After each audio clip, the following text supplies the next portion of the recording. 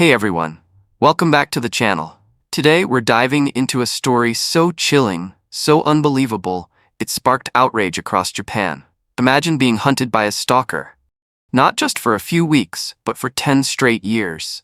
That's exactly what happened to Keekihime, an ex-idol and cosplayer who thought she was living her dream in Japan, until one man turned it into a nightmare.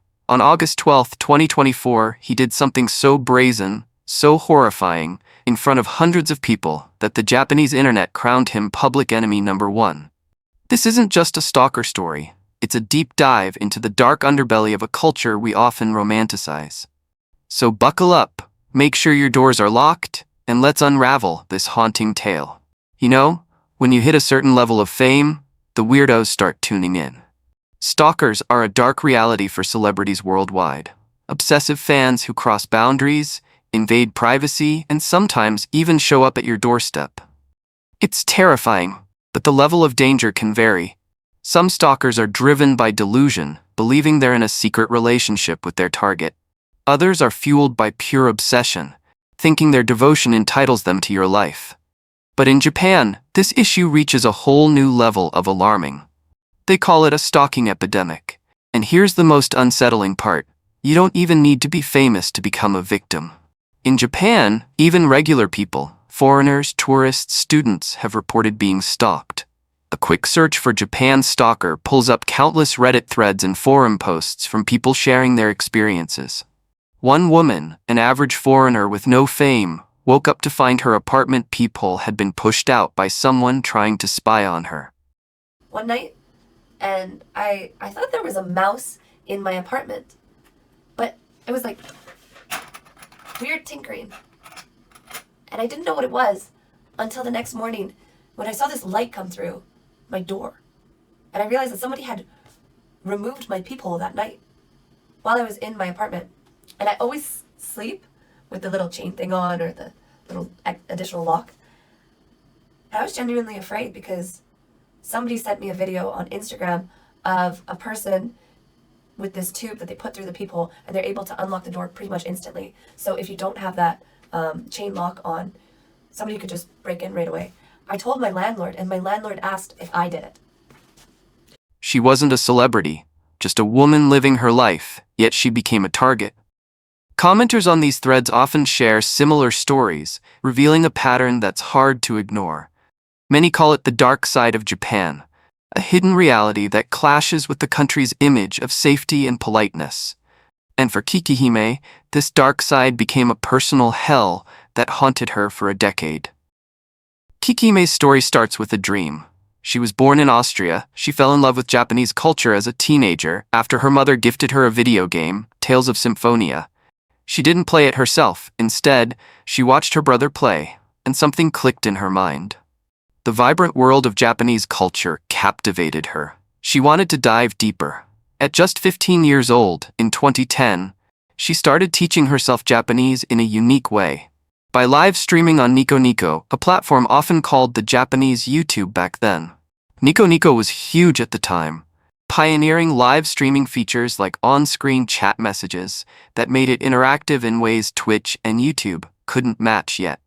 Keekihime streamed dance covers, barely knowing how to say hello or thank you in Japanese. She'd use Google Translate to read her viewers' messages, slowly learning the language through real conversations. Her streams exploded. Over 1,000 concurrent viewers tuned in regularly. To put that in perspective, even today, that would place her in the top 0.06% of Twitch streamers. Back in 2010, that was unheard of. Her fiery ginger hair reminded fans of Asuka from Evangelion, earning her the nickname Asuka-chan. Her popularity soared, catching the attention of Victor Entertainment. Without even sending a demo tape, just a naive application, she was invited to join the idol group Tone Jewel at 16. By 2012, Keekihime was living her dream in Japan on an entertainment visa. Tone Jewel, a high school girls' idol unit, released 3 albums, and Keekihime was featured prominently. A Crunchyroll article from the time even highlighted the group, noting it consisted of 2 Japanese members and 1 Australian. Funny thing, Japanese media often confused Austria with Australia, a mix-up Keekihime found amusing. She held fan meetups connecting with her growing fan base. But in 2014, visa issues forced her to leave the group after 2 years. Her idol chapter closed, but her love for Japan didn't. She'd soon return, chasing her passion for cosplay. What she couldn't have known was that one fan, a Japanese man much older than her, had already set his sights on her, and he'd stop at nothing to make her life a living nightmare. Before we dive into the stalking, let's talk about Japanese idol culture. It's key to understanding how this escalated. Idols aren't just singers or dancers, they're marketed as perfect role models. Agencies tightly control their lives. No dating, no scandals, no mistakes. Even something as simple as a romantic relationship can end a career. Their fan base? Often single men with disposable income, drawn to the fantasy of an unattainable perfect girl. This creates intense parasocial relationships. Fans feel a personal connection, even ownership, over their idols. Some idols lean into this, saying "I love you" at meetups to deepen the bond. It's a business tactic, but a dangerous one. In 2023, a 21-year-old idol made headlines by marrying a 27-year-old fan she met when she was 17. Stories like these fuel delusional thinking. Fans start believing they have a real shot with their idol. Keekihime, though, never played those games. At her meetups, small gatherings of 10 or fewer fans, she was professional, kind, and genuine. She never flirted or made false promises. But sometimes that's all it takes for obsession to take root. During one of those early meetups, she met a fan who seemed normal at first. He was older, polite, unremarkable. But soon, he'd revealed just how unhinged he truly was. After that meetup, the man's behavior took a dark turn. He bombarded Keekihime with messages on social media and email. "I love you so much. I know you feel the same. We need to meet. I have urgent things to tell you." Keekihime, barely 18 and still navigating Japanese culture, found it unsettling, but tried to brush it off. She returned to Austria after leaving Tonjul, hoping distance would end the harassment. It didn't. The messages kept coming, even from halfway across the world. By 2016, she was back in Japan, now focusing on her love for cosplay. That's when the stalking turned physical. First incident, Comiket 2016, the world's largest fan convention, known for its massive cosplay scene. Keekihime, excited to attend, tweeted that she'd landed in Japan, inviting fans to say hi at the airport. 2 fans met her. They were kind, respectful, a great start. But as they left, she spotted a familiar face in the distance, her stalker. He followed her through the airport, weaving through crowds, up escalators, down hallways. He didn't even try to hide it, kept following her, his eyes locked on her. Panicked, Keekihime darted through the terminal, her heart racing, desperate to lose him. She needed to catch a train to her accommodation, but she couldn't let him know which one. She feared he'd follow her to where she was staying. In a last-ditch effort, she ran to the airport's police station, hoping they'd intervene. Speaking fluent Japanese, she explained the situation to 2 officers. But the stalker didn't stop. He walked straight toward her, even when she was speaking to officers. The officers quickly separated them, placing Keekihime and her stalker in different rooms of station. For the first time that day, she felt a flicker of safety. But then came the crushing reality. The police told her, "We understand the situation, but our suggestion is that to not go to the Comiket, since he hasn't committed a crime yet. We can't do anything." Hearing that, Keekihime was shocked. She had flown from Austria for this event. Why should she be the one to miss out? She decided to go anyway. The police took the stalker's information, and she left for her train while he was still detained, hoping that would be the end of it. At Comiket, Keekihime tried to enjoy herself, but she couldn't shake off the fear. She was on edge, scanning every crowd for his face. Surprisingly, 2 new officers approached her during the event. The airport police had sent them to check on her, though their only description was a foreigner. In a sea of thousands of people, they somehow found her, a small gesture she appreciated. That day, the stalker didn't show up. Keekihime thought the police incident at the airport had scared him off, and he will never dare to do this again. She couldn't have been more wrong. 2 years later, 2018, Keekihime was at the Tokyo Game Show, another major event for cosplayers. She was in her cosplay, posing for a photographer, when she caught a glimpse of him in the crowd, her stalker, staring intensely at her. She became nervous, but she tried to focus, forcing a smile for the camera. The photographer stepped back to check the shots, and in that split second, the stalker made his move. He walked closer towards her, then lunged at her, trying to kiss her. Keekihime reacted fast. She dodged and kicked him hard. He stumbled back, his face a mix of shock and confusion. In his delusional mind, he'd fully expected her to reciprocate, as if 10 years of harassment had built a relationship. The kick stunned him enough to make him leave, but the damage was done. Keekihime was shaken to her core. After that, the trauma started to take hold. The emails never stopped. He'd message her even when she was in Austria, thousands of miles away. She couldn't escape him.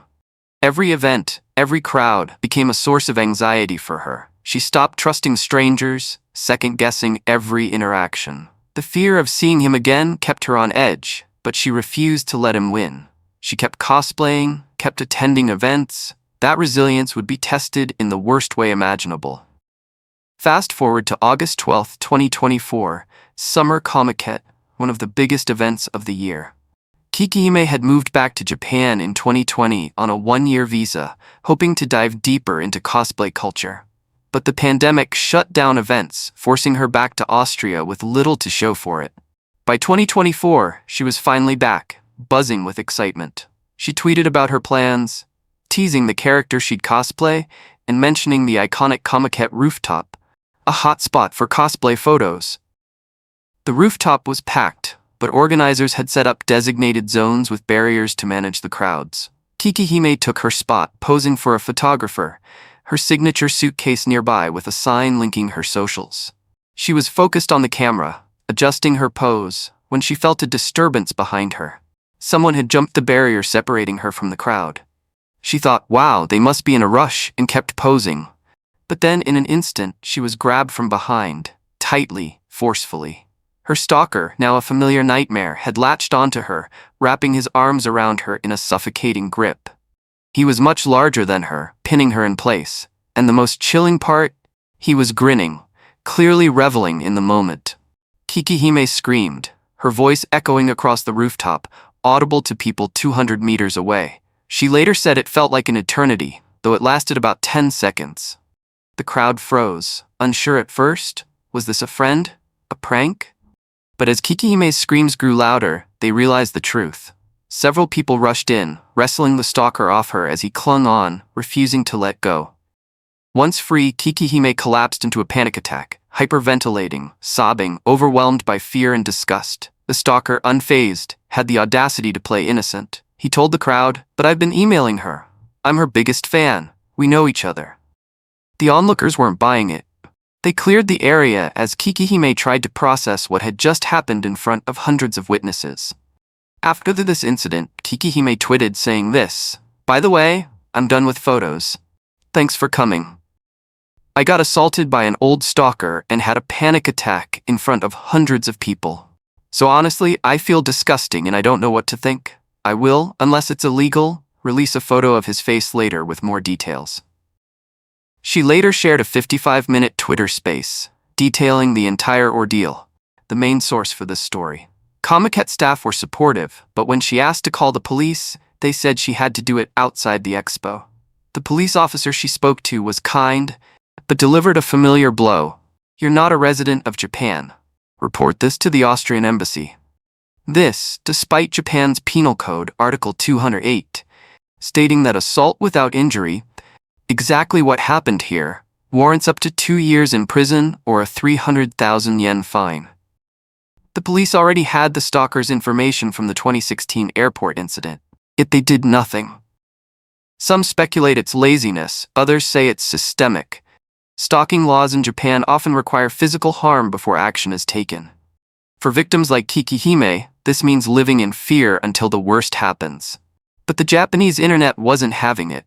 Within hours, netizens tracked down the stalker's Twitter account, originally Phoenix Rick, which he quickly changed to Rick Phoenix in a feeble attempt to hide. They found his alternate account, Mirror Rick 2. Digging deeper, they uncovered his history. A deadbeat known for showing up at events like dark baseball and dark walking, then running off without paying. The internet turned detective, exposing his face, his past, everything.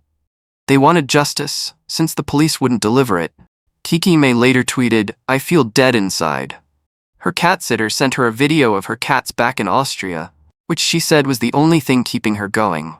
She couldn't even make an emergency trip home, trapped in the aftermath of her trauma. Keekihime's story isn't just about one stalker, it's a stark reminder of Japan's stalking epidemic. Cultural elements like idol culture's parasocial dynamics can fuel obsession, while systemic failures, like police inaction, leave victims vulnerable. This isn't the Japan we see in anime or travel vlogs, but it's a reality for many, especially women traveling alone. Keekihime's trip was ruined, her sense of safety shattered. I hope she finds peace and never faces this type of nightmare again. To anyone watching, whether you're a creator or just living your life, stay vigilant. Stalkers can target anyone, anywhere. Have you ever felt unsafe because of a fan or a stranger? Share your story in the comments. I'd love to hear from you. If this story shook you as much as it did me, hit that like button, subscribe, and ring the bell for more. Let's keep shedding light on these hidden truths. Stay safe out there. I'll see you in the next video.